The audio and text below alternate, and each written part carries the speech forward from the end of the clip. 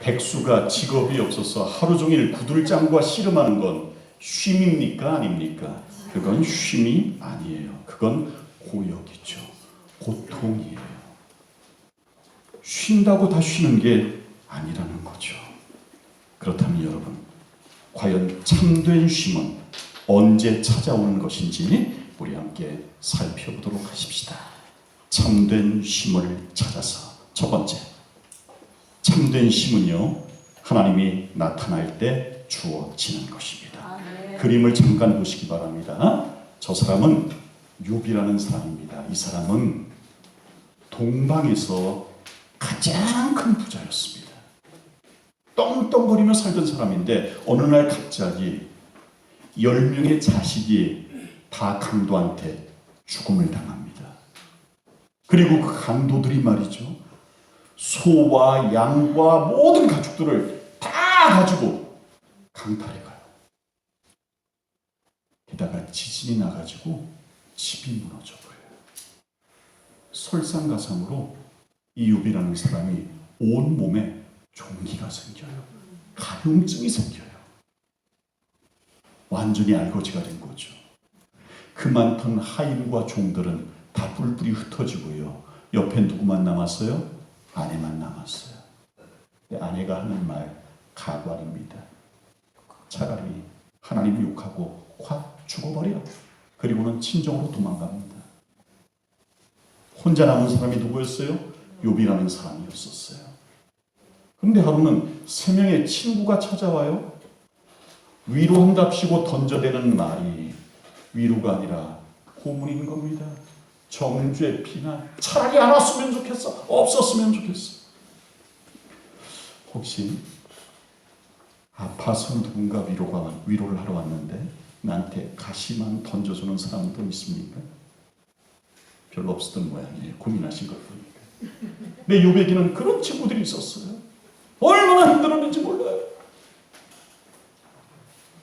정말 맞도록 맞아가지고 거의 기진맥진하게 되었을 때 드디어 누가 나타나셨냐면 하나님이 나타나셨어요.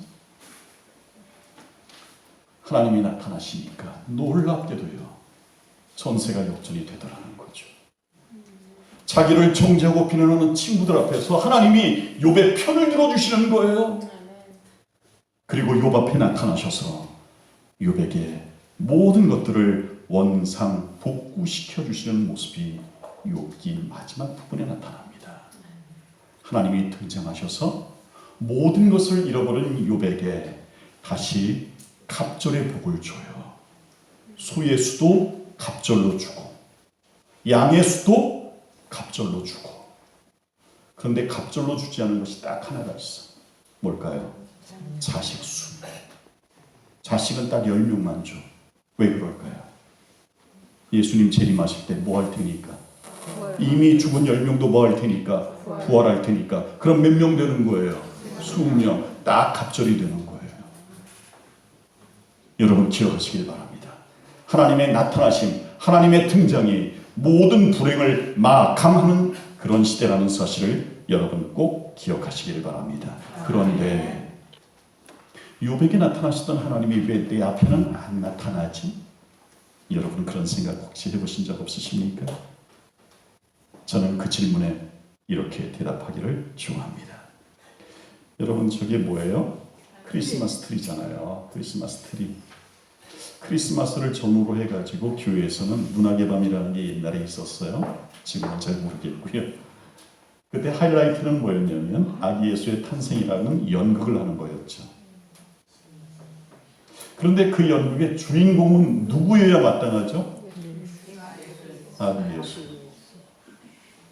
요셉도 나오고 마리아도 나오고 여관집 주인도 나오고 목자도 나오는데 저 연극의 주인공인 예수님은 늘 소품 취급되더라는 거죠.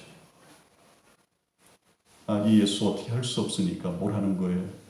때로는 양배추 인형으로, 때로는 베개로, 때로는 다른 것으로 늘 소품 처리하더라는 거죠. 여러분 이것이 주인공이 이 연극에서 받는 대접인 것이죠. 왜 하나님이 내 앞에는 나타나지 않는가?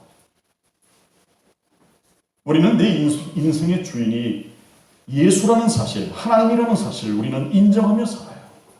그런데 문제는 주인공으로 인정을 하지만 늘 무슨 취급을 해요? 소품 취급을 한다는 거죠.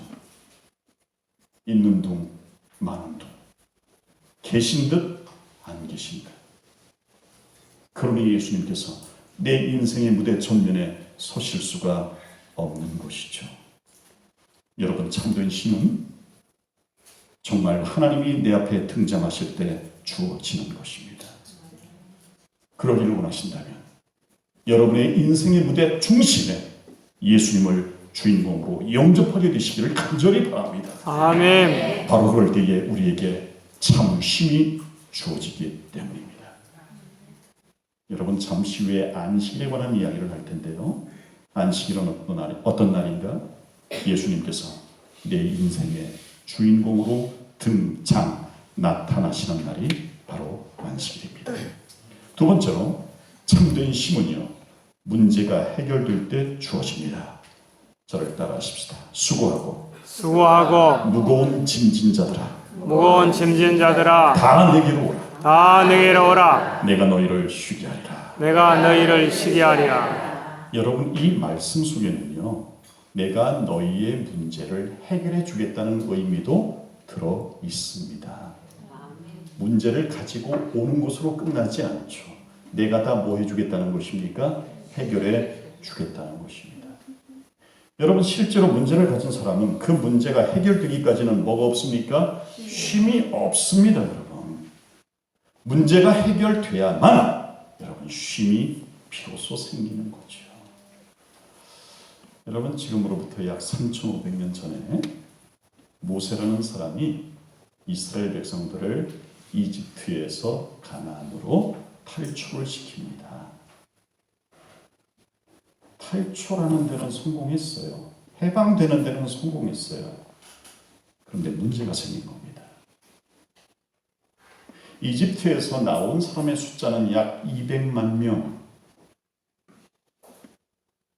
그들이 준비한 양식은 한 달이 지나니까 다 떨어지고 말았습니다. 당장 먹을 게 문제가 된 거죠. 한번 생각해 보세요.